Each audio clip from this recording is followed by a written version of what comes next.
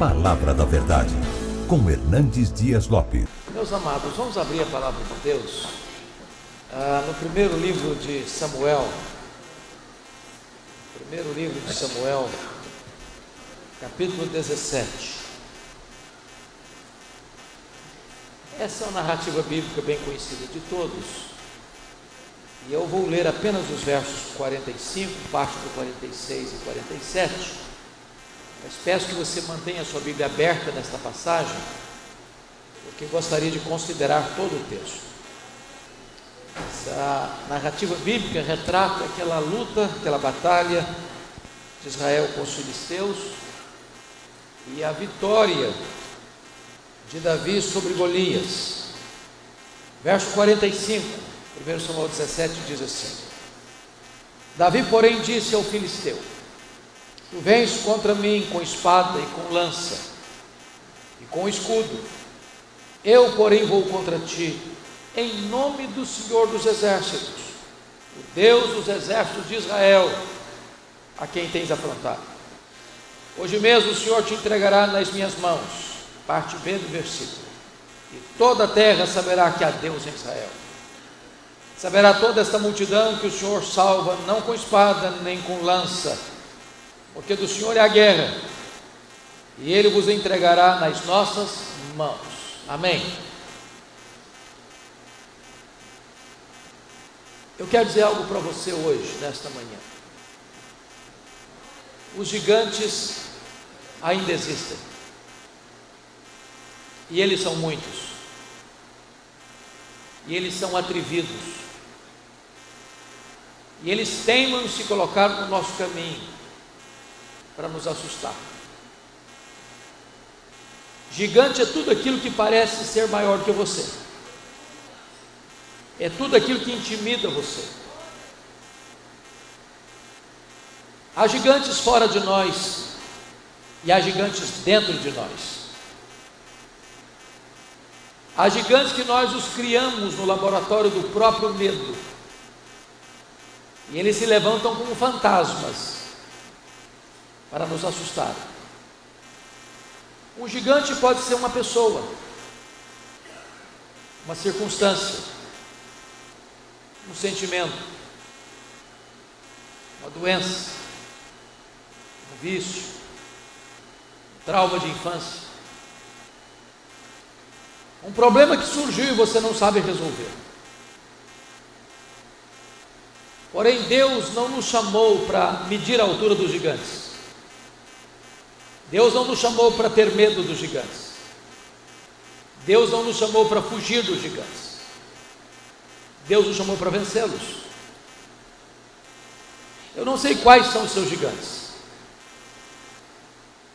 mas hoje Deus trouxe você aqui para tratar do seu coração, para restaurar sua alma. Thomas Alva Edison, um dos maiores cientistas, disse certa feita que as nossas vitórias são construídas de 10% de inspiração e 90% de transpiração. Você não vence gigantes de braços cruzados. É preciso você entrar em campo, lutar e vencer. Esse próprio cientista, diz os seus biógrafos, que quando ele foi levado à escola, a escola o devolveu à família. Não tinha todos os direitos garantidos que se tem hoje. E ele perguntou para sua mãe: mamãe, por que a escola está me devolvendo? Sua mãe lhe respondeu: é porque você é inteligente demais, meu filho. Seus coleguinhas não vão conseguir acompanhar o seu raciocínio. Fique tranquilo, eu vou investir em você. E de fato fez. E Thomas Alva Edison vem a se tornar o maior cientista de todos os tempos. Ninguém registrou mais patentes do que ele na história. Dentre as tantas invenções, é a lâmpada elétrica. E diz os seus biógrafos que ele fez em torno de 1000 tentativas até descobrir a lâmpada elétrica. E alguém se aproxima dele e pergunta: Thomas Alva Edison, você não se sente frustrado ou fracassado por tantas tentativas? Não. Eu inventei a lâmpada elétrica. Eu quero dizer para você que os gigantes existem, mas eles podem ser derrotados. Eles podem ser vencidos. Eu fico olhando, por exemplo, a história de John Milton, que ficou completamente cego aos 50 anos de idade. Depois de completamente cego, escreveu o grande clássico, O Paraíso Perdido. Venceu o gigante da cegueira. Eu fico olhando a história de Ludwig van Beethoven, um dos músicos de qualidades superlativas. A família tinha um problema genético e quando a sua mãe engravidou, o médico recomendou que ela não prosseguisse a gravidez. Ela permaneceu com a gravidez e nasceu Ludwig van Beethoven. Ele enfrenta uma surdez progressiva e aos 46 anos de idade ele ficou completamente surdo. Parecia o fim da carreira de um músico. Mas depois de completamente surdo, ele compôs as suas melhores sinfonias, vencendo o gigante da surdez. Talvez a maior compositora evangélica de todos os tempos foi Fanny Crosby. Ninguém compôs tantas músicas quanto ela. Foram mais de 8.000 hinos. Essa mulher cantava de cor os seus hinos. Essa mulher sabia o Novo Testamento de cor. Essa mulher viveu 92 anos. Essa mulher ficou cega na 6ª semana de vida. Viveu toda a sua história na escuridão, mas jorrou luz para milhões e milhões de pessoas. E ainda hoje cantamos e somos consolados pelos seus hinos. Que segurança tem em Jesus, pois nele gozo paz, vida e luz. Quero estar ao pé da cruz, que tão rica fonte. Músicas de Fanny Crosby. Venceu o gigante da cegueira. Quais são os seus gigantes? Esse texto retrata para nós uma batalha, não com armas como temos hoje, mas o exército se formava e era uma luta corporal. De um lado o exército de Israel, liderada por Saul e o seu comandante Abner. Do outro lado o exército filisteu, os mais renhidos inimigos de Israel, só vencidos finalmente no reinado de Davi. E diz o texto bíblico que do lado do filisteu levanta um duelista. A Bíblia não o chama de gigante, mas pela sua descrição é um gigante. 2,90 metros, coberto todo o corpo de uma armadura pesada que pesava mais de 60 quilos. A ponta da lança pesava 6 quilos. Tinha um dardo no ombro e um escudeiro à sua frente. E esse duelista desafiou o exército de Israel, dizendo: não é preciso lutar, dê-me um homem para lutar comigo.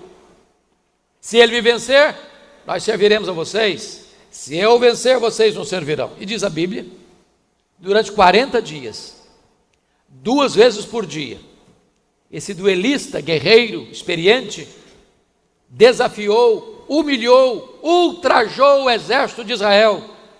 E eles fugiam com as pernas bambas de medo. É nesse interregno da fuga que chega Davi para levar um lanche, uns queijos e uns pães para os seus irmãos e para o comandante. Ele chega na hora da debandada geral. Ele quer saber o que está acontecendo. Contaram para ele que tem um gigante, um duelista, um desafiante, que ninguém pode vencê-lo, que todos os soldados de Israel estão fugindo já há 40 dias, 2 vezes por dia. E Davi então olha para esse mesmo cenário e pergunta assim: mas quem é esse incircunciso filisteu para afrontar os exércitos do Deus vivo? Enfrentá-lo-ei, vencê-lo-ei. E de fato venceu. E então, isso nos oportuniza olhar para esse texto e ver as marcas de um vencedor de gigantes.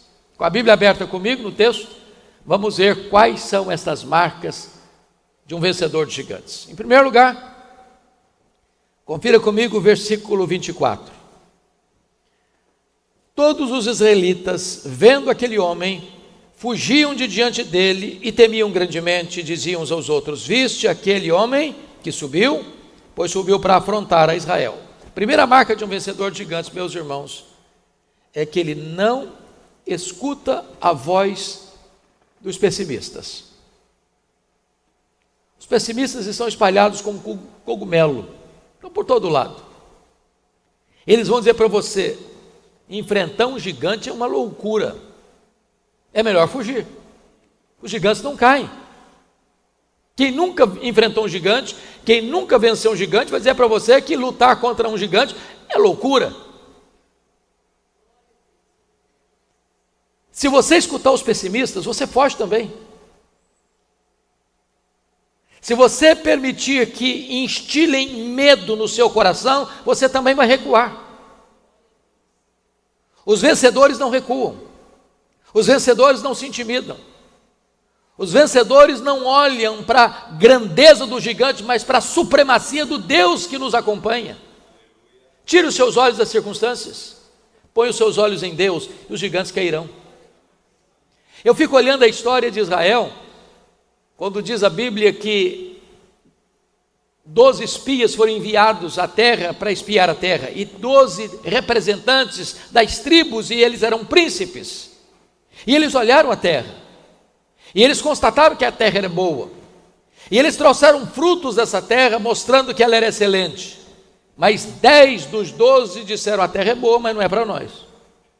Lá tem cidades fortificadas, lá tem guerreiros, lá tem valentes, lá tem gigantes. Aos olhos daqueles gigantes, nós somos como gafanhotos. Fizeram introspecção e disseram: aos nossos próprios olhos, somos gafanhotos. E diz a Escritura que eles deram esse relatório pessimista. E em virtude desse relatório pessimista, toda aquela geração morreu no deserto. Saíram cerca de 2 milhões de pessoas do Egito, 600 mil homens, fora mulheres e crianças.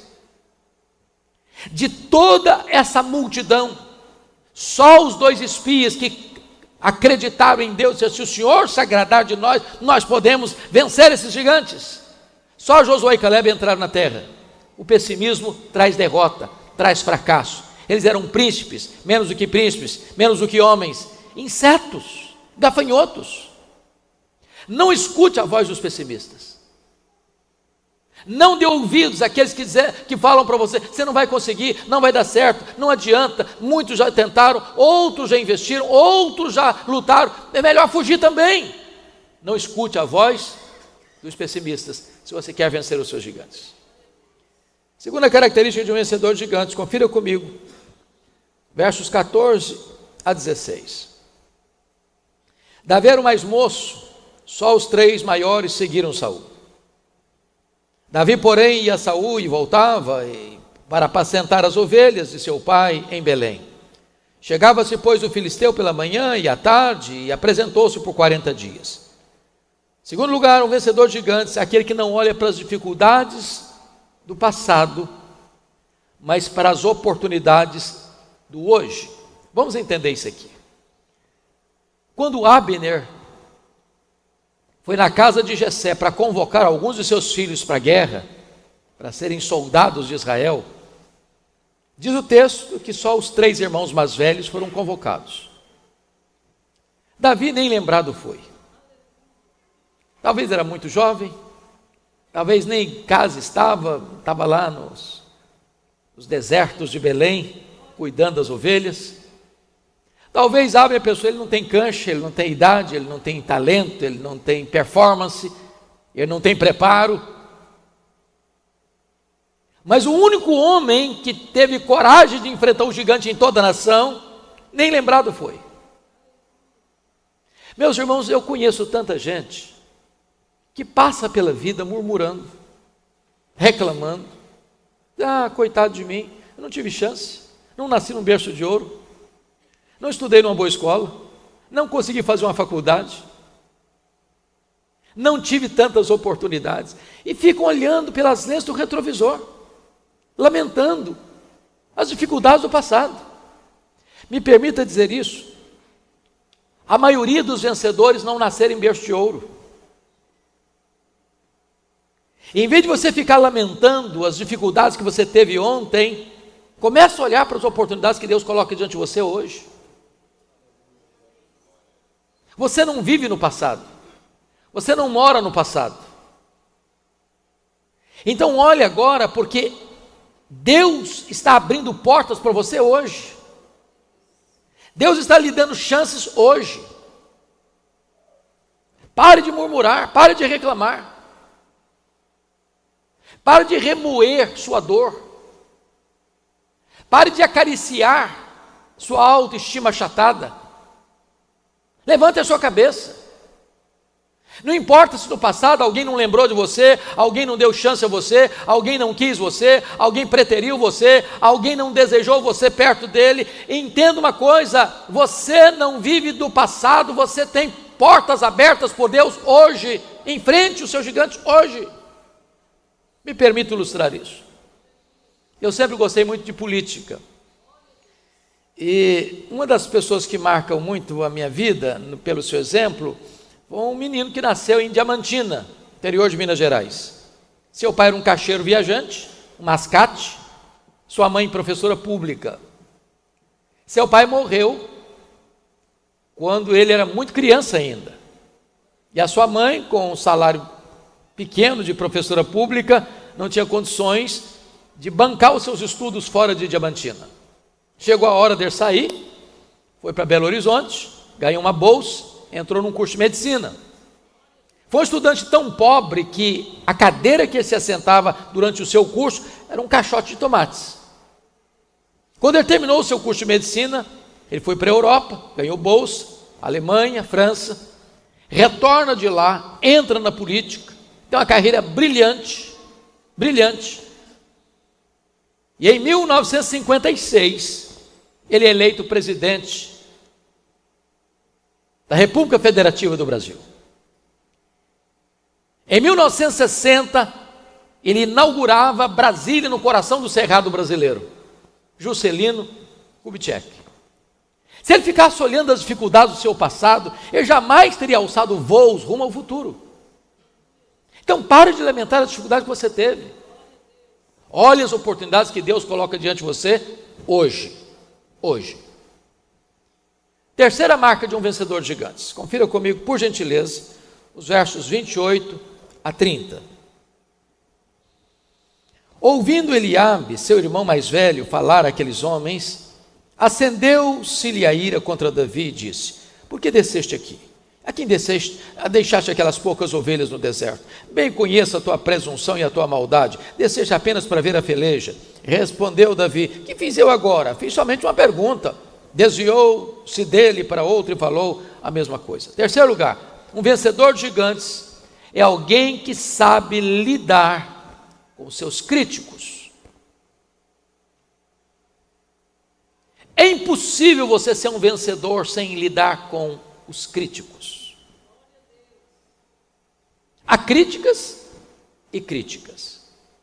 Há críticas que têm como propósito nos impulsionar, nos ajudar. Porém, há críticas que o propósito é nos derrubar, é nos achatar, é nos fazer desistir. Agora eu vou lhe dizer quando a crítica dói e quando ela dói mais. Primeiro, a crítica dói mais quando ela vem daqueles que deveriam estar do nosso lado, estão contra nós. O maior crítico de Davi aqui é o seu irmão mais velho, Eliabe. Sangue de Davi, carne de Davi. Isso aqui é fogo amigo. Isso aqui é fazer gol contra. Isso aqui é torcer para dar errado. O maior crítico de Davi devia estar do lado dele e não contra ele. Esse tipo de crítica dói. Quando uma pessoa critica você e você não tem intimidade com ela, isso não machuca você não. Uma pessoa fala um palavrão para você no trânsito, você fica irritado 30 segundos. Dobrou a esquina, não lembra mais, não sabe quem é a pessoa, de onde ela vem, para onde ela vai, acabou. Mas quem convive com você, quem é membro da sua própria família e critica você, bom, isso aí dói. Segundo, sabe quando a crítica dói mais? É quando ela vem daqueles que nos conhecem há muito tempo. O Eliabe era o irmão mais velho, Davi era o caçula. Eles eram 8 irmãos. Em outras palavras, o Eliabe conhecia Davi, viu Davi crescer, conhecia o caráter de Davi, mas ele critica Davi a si mesmo. Deixa eu dizer algo muito solene para você. O que incomoda os seus críticos não são os seus defeitos, são as suas virtudes. O crítico não suporta a ideia de você vencer. O crítico não tolera o seu sucesso. Então ele critica você. Terceiro, sabe quando a crítica dói mais? Quando ela é contínua. Olha a pergunta do Davi ao seu irmão no verso 29. O que fiz eu agora? Só fiz uma pergunta. O que está por trás aqui? O que ele está dizendo é o seguinte: ô meu irmão, até quando você vai ficar no meu pé? Quando é que você vai me deixar em paz? Quando é que você vai parar de me criticar? Vocês já perceberam que algumas pessoas parecem que têm um ministério? O ministério da crítica.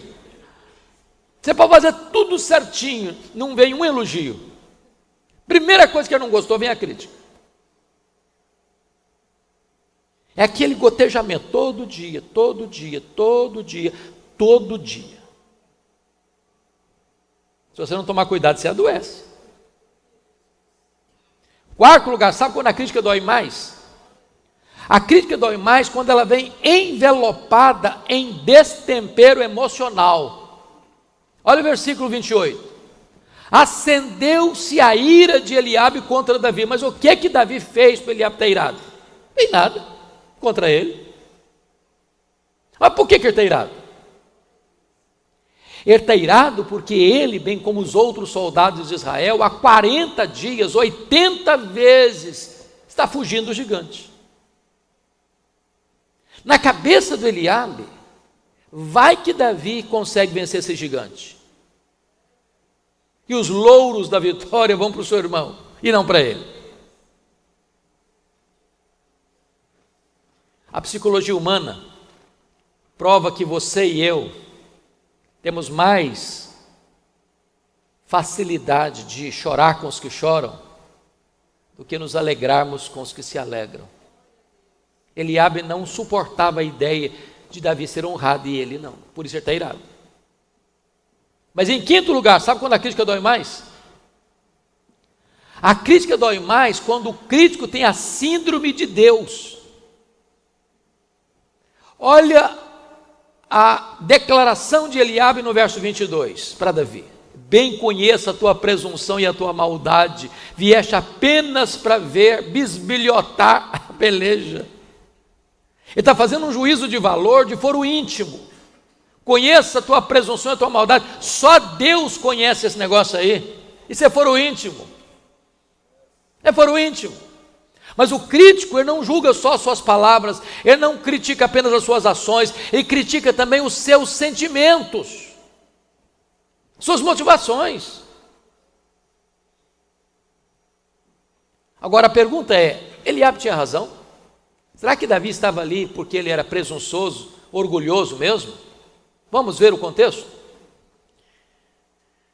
Se você olhar o capítulo 16, o capítulo anterior, o profeta Samuel foi enviado à casa de Jessé para ungir um dos seus filhos como rei de Israel. Aí diz a Bíblia que ele chega, primeiro que ele encontra pela frente é o Eliabe, o filho mais velho, capa de revista, bonitão.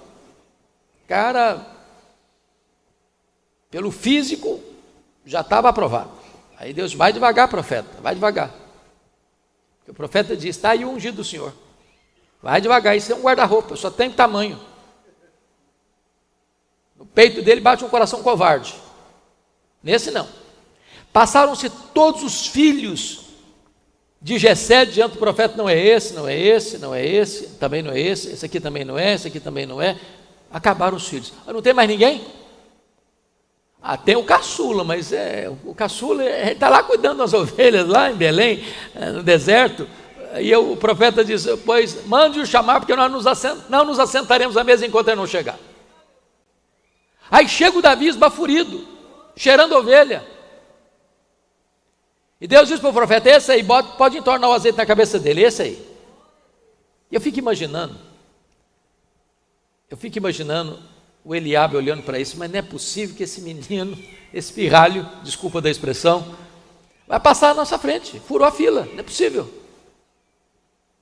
Agora os 3 mais velhos estão lá na guerra. O Jessé diz: Davi, vem cá, meu filho, você vai levar esses pães e esses queijos para o comandante, para os seus irmãos, dá uma olhadinha como é que está a peleja. Davi poderia dizer para o seu pai assim: ô pai, eu acho que o senhor não está entendendo bem o que está acontecendo, não. O senhor não sabe o que aconteceu aqui em casa, não? O senhor não sabe que eu fui ungido rei de Israel, não? O meu pai: eu sinto muito, mas eu não vou fazer esse papel de office boy, não. Agora eu tenho um nome a zelar, agora eu tenho uma reputação a zelar. Se eu chego lá com esse monte de queijo e pão, vai ser muito ruim para a minha imagem. Eu tenho que preservar a minha imagem agora. Portanto, quando Davi vai, ele não é presunçoso, ele é humilde, muito humilde. Mas o crítico é capaz de ver uma virtude sua e transformar uma virtude em defeito. O crítico não tem coragem de enfrentar a si mesmo, então ele transfere os defeitos dele para você e critica em você o que deve enfrentar nele mesmo. Mas em último lugar, sabe quando a crítica dói mais? A crítica dói mais quando o crítico quer humilhar você diante das outras pessoas. Olha a pergunta do Eliabe a Davi no verso 28. Ô Davi, com quem você deixou aquelas poucas ovelhas no deserto? Sabe o que está dizendo, trocando em miúdos? Ô menino, caçula, eu sou caçula, viu? Caçula é uma benção, mas às vezes todo mundo quer mandar nele. Não é verdade? Todos os irmãos querem mandar nele. Ô menino, vê se enxerga, recolha essa sua insignificância. Você não passa de um pastorzinho de poucas ovelhas no deserto. Vem aqui dar uma de valentão, querendo enfrentar um gigante que tem um exército fugindo dele. Quem é você, cara? Qual o propósito de Eliabe? Humilhar Davi diante dos soldados de Israel. Agora, o que você faz com o crítico? Se você não tomar cuidado, você perde a alegria, você perde a saúde, você perde o sono, você perde a paz, você perde o foco. A única solução está no versículo 30. Desviou-se dele para outro. Se você der atenção aos críticos, eles vão monopolizar você. Eles vão controlar a sua mente, eles vão roubar a sua alegria, eles vão tirar o seu sono, eles vão tirar até a sua saúde. Você quer vencer gigantes? Desvie-se dos críticos. Deus não chamou você para gastar tempo com os críticos. Deus chamou você para vencer os seus gigantes. Quarta marca de um vencedor de gigantes. Confira comigo, por favor, versos 38 a 40. Saul vestiu a Davi de sua armadura e lhe pôs sobre a cabeça um capacete de bronze e o vestiu de uma couraça. Davi cingiu uma espada sobre a armadura e experimentou andar, pois jamais havia usado. Então disse Davi a Saul: eu não posso andar com isto, pois nunca o usei. E Davi tirou aquilo de sobre si, tomou o seu cajado na mão, escolheu para si 5 pedras lisas do ribeiro e as pôs num alforje de pastor que trazia saber no surrão. E lançando mão da sua funda, foi-se chegando ao filisteu. A quarta marca de um vencedor de gigantes, que um vencedor de gigantes não tenta imitar os outros.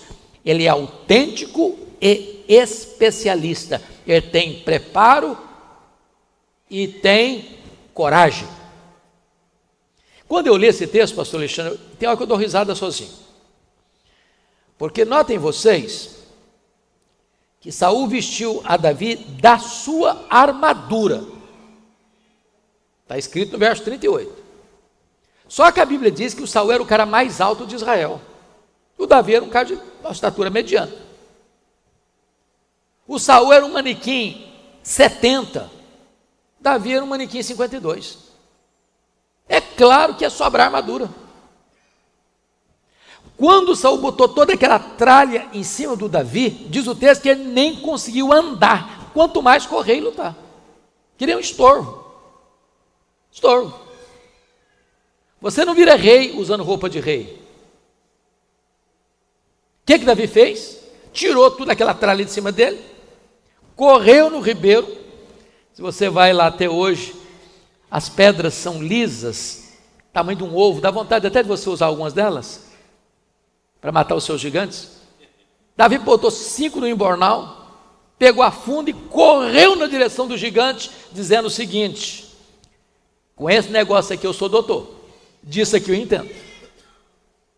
Eu sou capaz de acertar um fio de cabelo com essa pedra e com essa funda, quanto mais a testa de um gigante. Lição para nós: você não tem que imitar os outros. Você precisa ser especialista naquilo que você faz. Meus irmãos, isso é uma aplicação tão importante, porque isso vale para todas as áreas da vida. O mundo hoje não é mais o mundo dos generalistas, o mundo hoje é o mundo dos especialistas. Não importa o que você faz, se você faz salgadinho para fora, você tem que fazer o melhor salgadinho da cidade. Se você cuida de jardinagem, você tem que ser a melhor pessoa da área. Se você cuida na área de construção civil, você tem que ser o melhor da área. Se você é uma pessoa que limpa a casa, você tem que limpar a melhor casa da região. Pense comigo, por exemplo, na questão da medicina. Na geração passada, você escutava que você tinha um médico da família, que era o médico do vovô, da vovó, do papai, da mamãe, do filho, da filha, do neto, da neta. Ele era médico do alto da cabeça à planta dos pés. Hoje, se a dor é do lado direito, é um médico. Se a dor é do lado esquerdo, é outro médico. Se a dor de dente é de um jeito, é um dentista. Se a dor de dente é do outro jeito, é outro dentista. Porque nós vivemos no mundo dos especialistas. Você precisa se esmerar naquilo que Deus chamou você para fazer. Agora, vamos fazer outra aplicação. Você é crente? Então não seja crente meia boca, não. Seja crente de verdade. Não seja crente Raimundo, com um pé na igreja e outro no mundo. É preciso que você se entregue de verdade para ser um crente cheio do Espírito Santo. Uma pessoa valorosa nas mãos de Deus, um instrumento poderoso nas mãos de Deus. Seja especialista naquilo que Deus chamou você para fazer. Quinta marca de um vencedor de gigantes.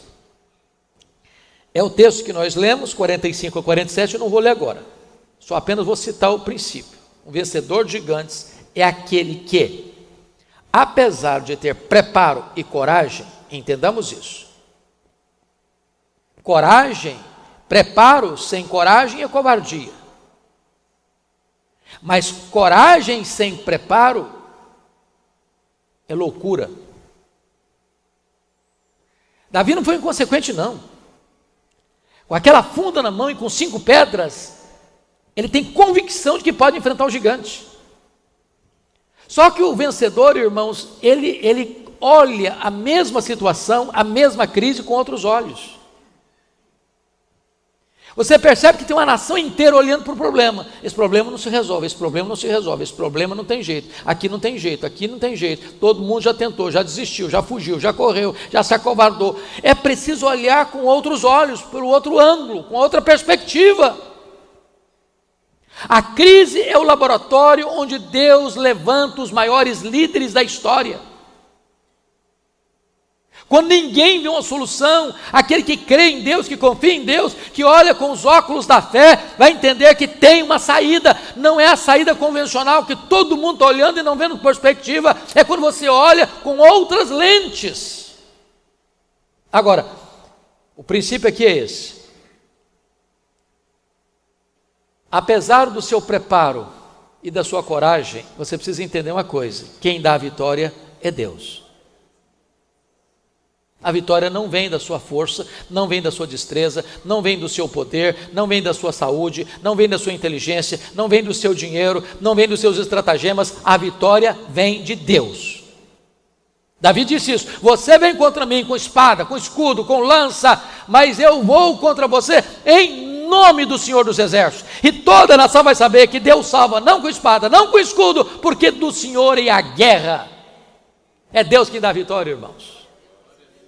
Não tem espaço para a exaltação do homem, não tem espaço para a promoção do homem, não tem espaço para o homem estar debaixo dos holofotes da fama. A glória de Deus, porque tudo vem de Deus, porque tudo vem dele, tudo é por meio dele, tudo é para ele. Não a nós, Senhor, não a nós, mas ao teu nome da glória. Sexto princípio. Olha comigo, por gentileza, o verso 52. Então os homens de Israel e Judá,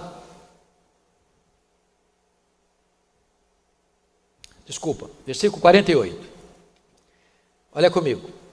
Sucedeu que, dispondo-se o filisteu a encontrar-se com Davi, este se apressou e, deixando as suas fileiras, correu de encontro ao filisteu. O sexto princípio, um vencedor de gigantes, é que um vencedor tem pressa para vencer. Compare o 48 com o 24. No 24 está escrito: todos os israelitas, vendo aquele homem, fugiam de diante dele.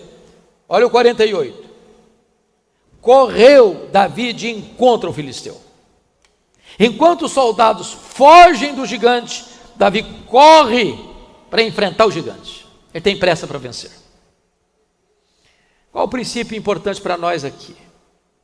Há problemas na vida, irmãos, que se não forem tratados no tempo oportuno, numa linguagem bem brasileira, os problemas ficam encroados,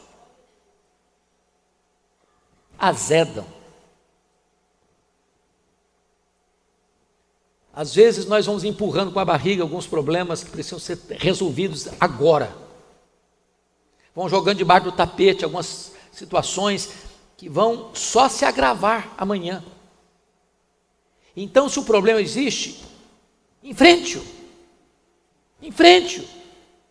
Há um ditado que você conhece, que é melhor você ficar vermelho meia hora do que amarelo a vida inteira. É aquela conversa, é aquele confronto, é aquele acerto, é aquela decisão. E você sabe do que eu estou falando. Cada um de nós tem coisas que precisam ser resolvidas agora. Não deixa passar o tempo mais não. Agarra o seu gigante pelo pescoço. Tenha pressa para vencer. Diz a Bíblia que Davi corre na direção de Golias, e Golias vem vociferando, Golias vem ultrajando, vem blasfemando, vem insultando, e Davi corre na direção dele, e não precisa nem 5 pedras não, basta a primeira, e Davi crava a pedra na testa do gigante, ele cai. Davi sobe em cima dele, pega a sua própria espada e decepa a sua cabeça. Aquilo que ninguém via, possibilidade, se historificou, porque Davi não olhou para a sua destreza, nem para a sua coragem, ele olhou para Deus e disse: do Senhor é a guerra, e hoje mesmo o Senhor te entregará nas minhas mãos.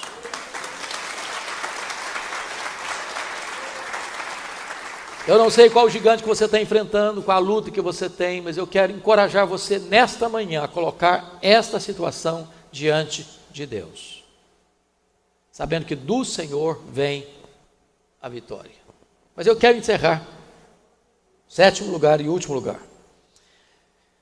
Confira comigo o verso 52 agora. Então os homens de Israel e Judá se levantaram e jubilaram e perseguiram os filisteus até Gate, até as portas de Ecrom, e caíram filisteus feridos pelo caminho de Saarim até Gate, e até Ecrom. Então voltaram os filhos de Israel de perseguir os filisteus e despojar os acampamentos. O sétimo ponto é: um vencedor de gigantes é aquele que não faz carreira solo, ele ajuda outros também a vencer. Às vezes a luta é você sozinho mesmo, mas a celebração é coletiva. Às vezes você faz o solo da luta, mas na hora de celebrar é o coral da vitória. Não basta você vencer sozinho. É preciso que as outras pessoas que estavam desanimadas façam coro com você. E você ajude-as a se levantar, a entrar na peleja e a ganhar a vitória. Por onde eu tenho andado, tenho escutado aqui, ali, acolá, que depois dessa pandemia, muita gente não voltou para a igreja. Eu não sei porquê. Tem gente que acha que o vírus ainda está na igreja. Eu não sei quanto a você, mas pare para pensar nos seus relacionamentos. Olha para os bancos da igreja. Tem alguém que você está sentindo falta? Está na hora de você pegar o seu telefone, dar uma ligada. Tira um tempinho do seu trabalho lá, vai fazer uma visita. Não é suficiente você vencer. Você precisa ser um encorajador, um abençoador.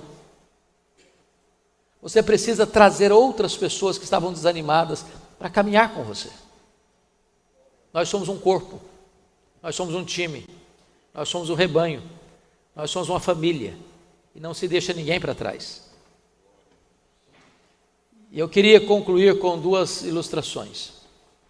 Vocês se lembram que quando Arão e Miriam se insurgiram contra Moisés, falaram de Moisés, falaram mal de Moisés, e diz a Bíblia que Deus puniu aqueles dois irmãos por isso, e Miriam ficou leprosa. E então Arão e Miriam, que estavam criticando o Moisés, agora pediram a Moisés: ô Moisés, ora pela Miriam, ela está leprosa. E diz a Bíblia que Moisés orou pela sua irmã, e Deus disse: eu vou curá-la, mas ela vai ficar 7 dias fora do arraial. Diz a Escritura que o povo não partiu dali, deixando Miriam para trás, mas esperaram a quarentena dela. Deixa eu dizer uma coisa para você: não adianta você partir e deixar os feridos para trás. Está na hora de você entender: fulano, beltrano, ciclano faz parte da nossa igreja, é do nosso rebanho, da nossa família. Vamos atrás dele, vamos esperar por ele.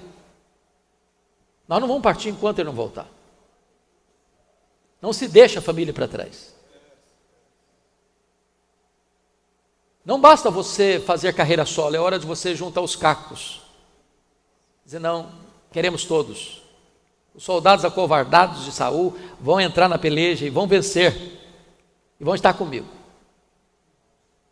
E eu queria ilustrar isso com a saga esportiva que aconteceu aqui nesse país. Foi a Paralimpíada de Seattle. E a última modalidade daquela Paralimpíada era a corrida das moças. Obviamente, uma Paralimpíada são pessoas deficientes fisicamente. Estádio lotado, a multidão aguardando a última modalidade esportiva. Havia uma corredora que era a forte candidata a ganhar medalha de ouro. O estádio lotado, as meninas entraram na pista e ao sinal de largada elas começaram a correr. Aquela que era candidata partiu à frente, ganhando notoriedade. A multidão aplaudindo ruidosamente o seu desempenho. Mas para surpresa da multidão, de repente, aquela que ia à frente tropeçou e caiu.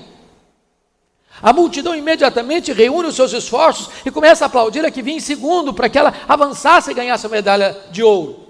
Mas para espanto da multidão, aquela que vinha em seguida, para, estende a mão para o que estava no chão e a levantou. As outras chegaram e todas elas deram as mãos e, quebrando o protocolo da Olimpíada, correram juntas, de mãos dadas, rumo à reta de chegada. O estádio entendeu a lição e aplaudiu ruidosamente, ensinando uma lição para o mundo.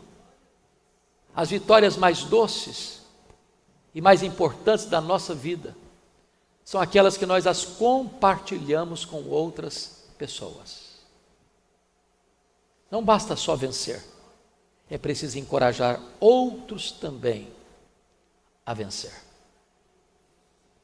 Mas, irmãos, os nossos olhos hoje não estão postos em Davi. Davi foi vencedor em muitas lutas, mas sofreu vergonhosas e acachapantes derrotas também. O campeão invicto de todas as batalhas não é Davi, filho de Jessé. O vitorioso de todas as lutas é o filho de Davi, é o Rei da Glória, é o Messias prometido, é o nosso glorioso Salvador Jesus. Ele venceu na cruz, e ele derrotou o diabo, ele derrotou o pecado, ele derrotou a morte, e ele voltou vitoriosamente para o céu. Ele está lá no céu à destra de Deus, e ele é o seu intercessor, e ele é o seu advogado justo. Ele é o seu grande sumo sacerdote. E ele é aquele que derrama o Espírito Santo para fortalecer você para a batalha. E ele é aquele que vai voltar para buscar a sua igreja. É a ele que nós rendemos a honra, a glória e o louvor nesta manhã. Aleluia. Amém.